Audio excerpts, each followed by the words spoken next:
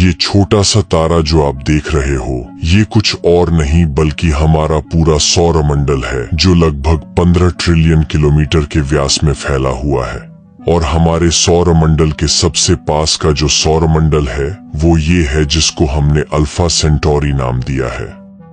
इसमें और हमारे सोलर सिस्टम में फर्क बस इतना है कि हमारे सौरमंडल में एक तारा और 8 ग्रह, और इसमें 3 तारे और 3 ग्रह मौजूद है, जिनमें से एक हमारी पृथ्वी जैसा और दूसरा गैसीय है, और तीसरा उसके आकार के अलावा हम मानवों के पास ज्यादा कोई जानकारी मौजूद नहीं है। इससे ये तो साफ हो जाता है कि फिलहाल हम सबसे पास के सौरमंडल में मौजूद ग्रहों के बारे में भी कोई जानकारी हासिल करने में असमर्थ है। और अगर हम आज की टेक्नोलॉजी के सहारे अपने पूरे सौरमंडल से बाहर निकलकर इस पास के सौरमंडल तक पहुंचना चाहे तो हमें 80,000 साल लग जाएंगे। मतलब इंटरस्टेलर ट्रैवल करने में भी हम अभी कम एडवांस है। अभी तक हमारी पहुंच अपने पड़ोसी तारामंडल तक भी नहीं है। और अगर ऐसे में इस पृथ्वी जैसे ग्रह पर किसी तरह का जीवन मौजूद हुआ तो हम उसे पूरी तरह से कंफर्म नहीं कर पाएंगे, सिवाय इससे आने वाली लाइट में छिपी गैसों की जानकारी के। और अगर इन दोनों सोलर सिस्टम के पास से कोई एडवांस्ड एलियन स्पेसक्राफ्ट गुजर रहा हो जिसे हमारे यहाँ होने की कोई जानकारी ना हो, तो ऐसे में हम क्या करेंगे? क्या हम उस एडवांस्ड एलियंस स्पेसक्राफ्ट को किसी तरह डिटेक्ट या उससे किसी तरह संपर्क कर पाएंगे?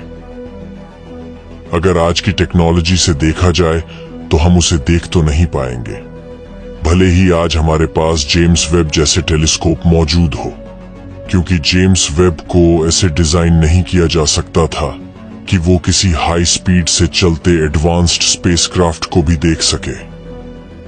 क्योंकि कोई एडवांस टेक्नोलॉजी का स्पेसक्राफ्ट हुआ तो वो यहां से हाई स्पीड में ही गुजरेगा। लेकिन एक तरीका है जिससे हम अपने आसपास से गुजरने वाली हर टेक्नोलॉजी को डिटेक्ट कर सकते हैं, लेकिन तब जब वो एडवांस टेक्नोलॉजीज किसी तरह की रेडियो तरंगे छोड़ती आगे बढ़ रही हो।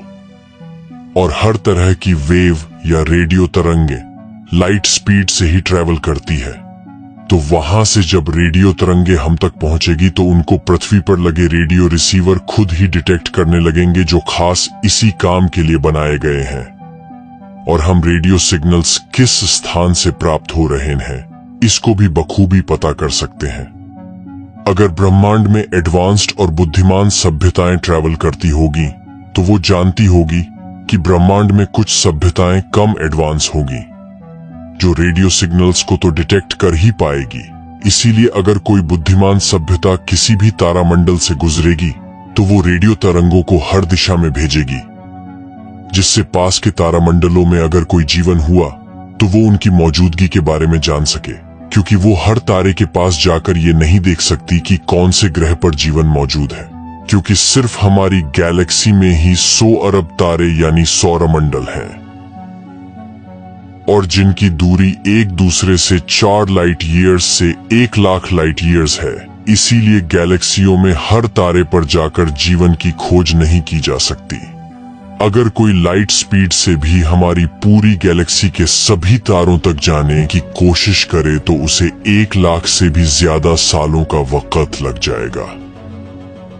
इसीलिए अगर कोई भी एडवांस्ड सभ्यता जब किसी तारामंडल से गुजरेगी तो वो हाई फ्रिक्वेंसी रेडियो तरंगों का ही उपयोग करेगी, ताकि अगर आसपास के किसी तारामंडल में मौजूद ग्रहों पर जीवन हो तो उन तक अपने होने की जानकारी भेज सके। 1977 के दशक में एक हायर फ्रीक्वेंसी का सिग्नल हम मानवों को मिला भी था, जिसको खगोल शास्त्री जेरियार अहमद ने डिटेक्ट किया था। और ये हायर फ्रीक्वेंसी रेडियो तरंग कहां से हमारे सौरमंडल तक पहुंच रही थी इसका आज भी पता नहीं लगाया जा सका, क्योंकि हमारे सौरमंडल से हजारों लाइट ईयर दूर भी कोई ऐसा ऑब्जेक्ट मौजूद नहीं जिससे रेडियो सिग्नल जनरेट होकर और लंबा सफर तय करने के बाद भी जिसकी फ्रीक्वेंसी हाई हो। क्या ऐसा नहीं हो सकता? उस वक्त कोई एडवांस्ड टेक्नोलॉजी हमारे सौरमंडल से होकर गुजरी हो जिसने अपनी मौजूदगी होने की जानकारी आसपास के तारों पर भेजी हो। लेकिन 1957 के दशक में हमारे पास ऐसा कोई उपकरण मौजूद नहीं था जिससे जल्द से जल्द सिग्नल का रिप्लाई चारों तरफ भेजा जा सके। और 1977 के बाद आज तक भी हमें वापस कोई ऐसा सिग्नल नहीं मिला जो 10 से ज्यादा सेकंड तक चला हो। और अगर आज के समय में वापस से हमें कोई ऐसा सिग्नल मिले तो वो किस स्थान से हम तक पहुंच रहा है, इसको पता करने के साथ हम मानव कई किलोवोल्ट की रेडियो तरंगे वापस उस स्थान के आसपास भेज सकते हैं जहां से वो रेडियो तरंग हम तक पहुंच रही होगी। लेकिन क्या किसी बाहरी सिग्नल का रिप्लाई करना हम जीवों के लिए सेफ भी होगा, या हम ये सब करके अपने ही अस्तित्व को खतरे में डाल रहे हैं? स्टीफन हॉकिंग जैसे वैज्ञानिकों का भी यही कहना था कि हमें अपने अस्तित्व को ब्रह्मांड में मौजूद दूसरी सभ्यताओं से छुपा कर रखना चाहिए, बजाय अपने अस्तित्व के पुख्ता सबूतों को खुले अंतरिक्ष में भेजने के। क्योंकि अगर ध्यान से सोचा जाए तो ब्रह्मांड में अच्छी एलियन सभ्यताओं के साथ साथ बुरी सभ्यताएं भी मौजूद हो सकती हैं, जो ब्रह्मांड में जीवन की तलाश में ही रहती होगी। और हमारे तारामंडल की लोकेशन मिलते ही वो हमारी तरफ का रुख कर सकती है, वो हम तक पहुंचने की कोशिश कर सकती हैं, जिससे हमारा मानव अस्तित्व खतरे में पड़ सकता है। लेकिन जैसा कि मैंने आपको बताया कि एक गैलेक्सी ही इतनी बड़ी है कि उसके हर सौरमंडल तक जाने में लाखों साल लग जाएंगे, तो हमें ढूंढना इतना आसान नहीं होगा। लेकिन अगर कोई बाहरी सभ्यता हमें ना ढूंढ पाए तो हो सकता है हमें अपना पूरा अस्तित्व इसी सौरमंडल में बिताना होगा, इस अनंत ब्रह्मांड को भूलकर। और ऐसा हम कभी नहीं करना चाहेंगे, क्योंकि हम अपने होश संभाल चुके हैं और अब हम इस ब्रह्मांड के बनने से लेकर इसके अंत तक सब कुछ जानना चाहते हैं। जैसे हम जीव क्या है और ये ब्रह्मांड और इसमें हम क्यों मौजूद हैं। और ये सब हम तभी जान पाएंगे जब हम किसी दूसरी सभ्यताओं से संपर्क कर पाएं, जो बुद्धिमान और उन्नत हो। वैज्ञानिकों के अनुसार ब्रह्मांड में कुछ अच्छी सभ्यताएं हमारी जैसी कम एडवांस सभ्यताओं को ढूंढने में ही लगी होगी, ताकि हम यहाँ क्यों मौजूद हैं ये हमें बताया जा सके। जैसे अगर आपको बिना बताए हमेशा के लिए किसी जेल में बंद कर दिया जाए तो सबसे पहले आप चिल्ला चिल्ला कर ये जरूर पूछोगे कि मुझे यहाँ क्यों बंद कर दिया गया है। और अगर बाहर से कोई आपकी मदद करने ना आए तो शायद आपको अपना पूरा अस्तित्व इसी जेल में बिताना पड़े।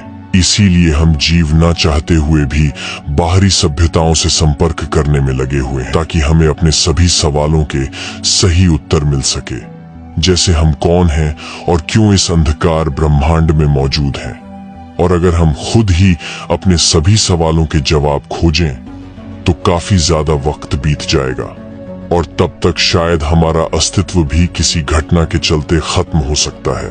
क्योंकि जिस अंतरिक्ष में हम मौजूद हैं ये कहीं से भी हम जीवों के लिए नहीं बनाया गया है। हमारा अपना तारा भी हमें हर पल अपनी रेडिएशन से मारने की कोशिश करता रहता है। इस ब्रह्मांड को किसी ने जानबूझकर ऐसा बनाया है, या फिर ये किसी अनजान घटना के चलते अस्तित्व में आ गया है, एक ऐसी घटना जो शायद नहीं होनी चाहिए थी। ये सवाल भी हमारे उन्हीं सवालों से जुड़ा है जो शायद हम मानव बाहरी जीवन की मदद से ही सॉल्व कर पाएंगे। लेकिन ऐसा नहीं कि हम बाहरी जीवन के भरोसे ही बैठे रहेंगे। हम जीव खुद भी अपने इन सवालों के उत्तर खोजने की कोशिश करते रहेंगे, और साथ ही बाहरी जीवन से भी संपर्क बनाने का प्रयास किया जाता रहेगा, और अपने अस्तित्व को बचाने के लिए भी भरपूर प्रयास किया जाता रहेगा, जो सबसे ज्यादा जरूरी है। इसीलिए वैज्ञानिक 2030 तक एक एस्ट्रोनॉट्स की टीम को मंगल ग्रह पर भेजने की तैयारी में लगे हुए हैं, जो वहां जाकर मंगल ग्रह पर रहने के लिए जरूरी संसाधनों का निर्माण करेंगे, ताकि भविष्य में अगर पृथ्वी पर कोई ब्रह्मांडीय आपदा आए तो हम मानवों का अस्तित्व पूरी तरह से खत्म ना हो। अगर आप और ऐसी ही वीडियोस देखना चाहते हैं तो चैनल को सब्सक्राइब करके हमारे साथ जुड़े रहें।